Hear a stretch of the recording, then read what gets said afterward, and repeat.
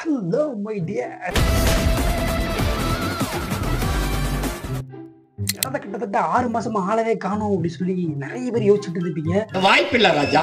இன்னும் குறிப்பா சொல்லணும்னா நம்ம போடுறக்கூடிய விளாக நிறைய பேர் பார்த்துட்டு என்ன ப்ரோ இப்பெல்லாம் நீங்க விளாகே போடுறது அப்படின்னு சொல்லி கேட்டாங்க. அது வேற யாரும் இல்லைங்க, என் ஃப்ரெண்ட்ஸ் தான்.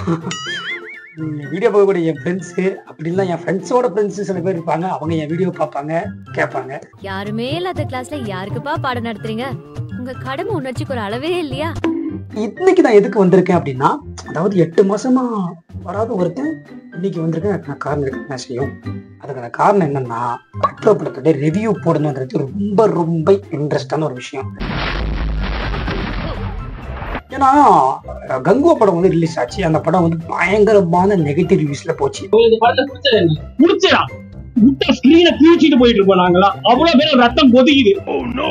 அந்த படம் வந்து பாத்தீங்கன்னா சூர்யாஸோட லைஃப்லயே ஒரு பயங்கரமான அடி வாங்கின படமா வந்து போயிடுச்சு.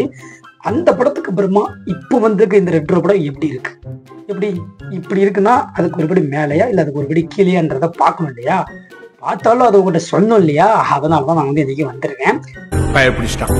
எல்லாம் டெக்னாலஜி. ஓகே, இன்னைக்கு நம்ம இந்த ஒரு வீடியோல ரெட்ரோ படத்துல ரிவ்யூ தான் வந்து பார்க்க போறோம். நான் போறதுக்கு முன்னாடி ஒரு முக்கியமான விஷயத்த நான் வந்து சொல்லிக்கிறேன்.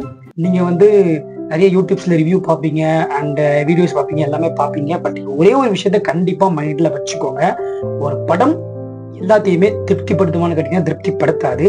ஆனா சில ஆடியன்ஸை திருப்திப்படுத்தும். அதாவது நான் என்ன சொல்ல வரேன் அப்படின்னா, எல்லா படமும் எல்லாத்துக்கும் பிடிக்கணுன்ற எந்த வித அவசியமும் கிடையாது. எல்லாருமே அதான் சொல்றாங்க. இப்ப நான் வந்து ரிவ்யூ போடுறேன்றதுக்காக நீங்க ரிவ்யூ பார்த்துட்டு தான் படம் பார்க்க போகணுன்றது கண்டிப்பா கிடையவே கிடையாது. அந்த ஒரு மைண்ட் செட் நீங்க வந்து தயவு செஞ்சு உங்க மைண்ட்ல இருந்து எடுத்துருங்க. ஏன்னா ஒவ்வொருத்தருடைய படம் பார்க்கக்கூடிய விதமும் வேற. அப்போ நீங்க ரிவ்யூவே பார்க்க கூடாதுன்னு கேட்டீங்கன்னா ரிவ்யூ பார்க்கலாம். பட் அதை வந்து ஒரு ஒப்பீனியனா நீங்க கேட்டுக்கோங்க. ஓ, அந்த படத்துல இந்த மாதிரி விஷயங்கள்லாம் இருக்குதா அப்படின்னு ஒரு ஒப்பீனியனா நீங்க கேட்டுக்கோங்க. தவிர ஓ ரிவ்யூல நீங்க இப்படி சொல்லிட்டீங்களா, அப்ப படம் இப்படி இருக்குமா அப்படின்னு சொல்லி நினைச்சிட்டு படம் பார்க்க போகாம இருக்காதீங்க. இந்த ஒரு விஷயத்தை நான் கிளாரிஃபை பண்ணணும்னு நினைக்கிறேன். எல்லா ரிவ்யூஸும் இதை பத்தி சொல்லுவாங்களா தெரியாது. பட் நான் இந்த ரிவ்யூ பண்றதுக்கு நான் வந்து கண்டிப்பா சொல்லிட்டு தான் போவேன். நான் மக்களை ஏமாத்த விரும்பலங்க, அதனால தான் சொல்றேன். வாங்க இப்போ ரொம்ப பேசாம ரிவ்யூ ஆரம்பிச்சிடலாம். நான் என்னைக்குமே உன்னை எதிரியா நினைச்சது இல்லைண்ணே.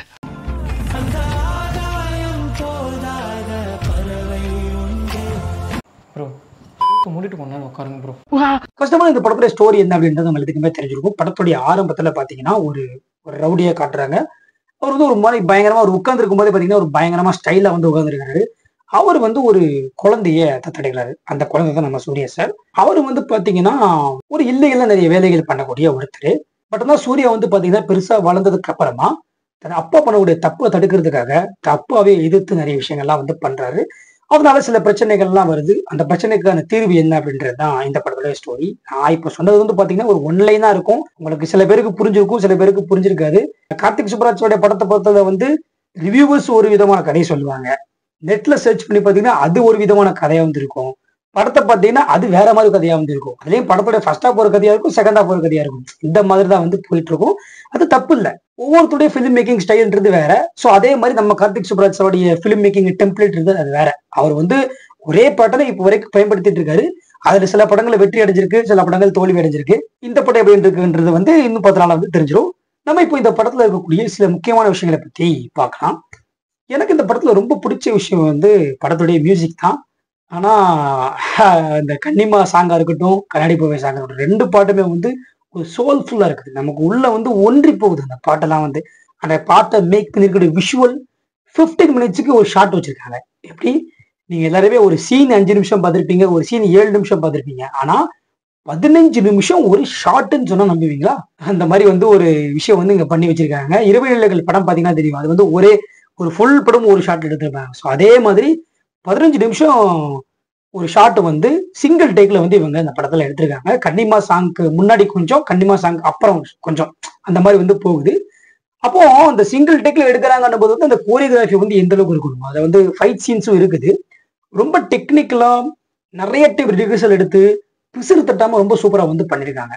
ஒவ்வொரு படத்துலயும் ஏதாவது ஒரு புதுசா பண்ண முடியுமா அப்படின்னு வந்து அவர் யோசிச்சுட்டு இந்த படத்துக்கு வந்து இந்த மாதிரி புதுசா வந்து பண்ணிருக்காரு. ஓகே, அதுக்கப்புறம் இந்த படத்துடைய ஃபர்ஸ்ட் ஹாஃப் வந்து பாத்தீங்கன்னா ரொம்பவே சூப்பரா வந்து இருந்துச்சு.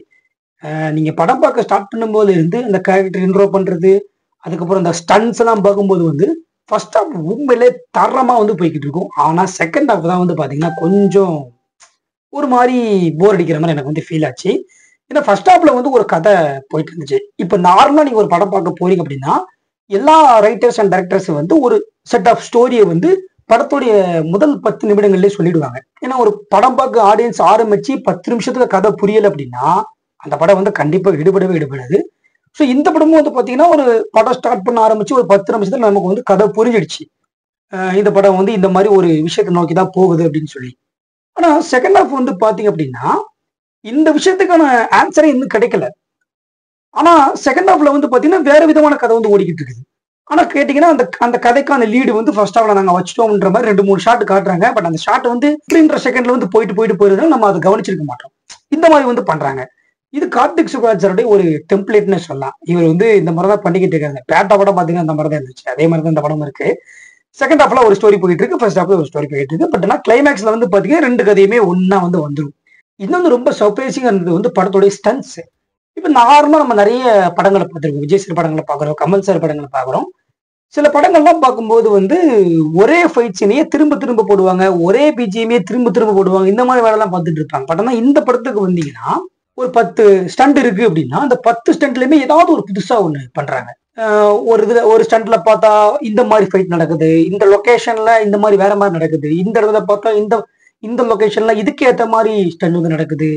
சில ஸ்டண்ட்லாம் ரொம்ப எமோஷனலி இருக்கு, சில ஸ்டண்ட் வந்து ரொம்ப ஆக்ஷனா இருக்குது. ஒரு ஸ்டண்ட்ல கூட இந்த மாதிரி விஷயங்கள்லாம் வந்து ரொம்ப சூப்பரா வந்து கார்த்திக் சுப்ராஜ் பண்ணியிருக்காரு. இது எதை நினைச்சு பண்ணாருன்னு சொல்லி தெரியல. அதுக்கப்புறம் இன்னொன்னு எனக்கு ரொம்ப பிடிச்சது என்ன அப்படின்னா, இந்த படத்துல கேரக்டர்ஸ் உடைய ஆக்டிங் தான். பூஜா ஹெக்டே அவங்களோட ஆக்டிங்கா இருக்கட்டும், சூரியஸோட ஆக்டிங்லாம் சான்ஸே கிடையாது. இந்த படத்துல மொத்த ஸ்டோரியுமே வந்து பாத்தீங்கன்னா பூஜா ஹெக்டேயுடைய ஒரு பாயிண்ட் நோக்கி தான் நகரும். ஒரு காதலி, அந்த காதலிக்காக தான் நிறைய விஷயங்களை வந்து காதலன் பண்ணிட்டு இருப்பாரு ஹீரோ. அப்ப பூஜா ஹெக்டேயோட ஆக்டிங்ன்றது ரொம்ப முக்கியம் இல்லையா அந்த படத்துக்கு. ரொம்ப சூப்பரா வந்து பண்ணியிருக்காங்க.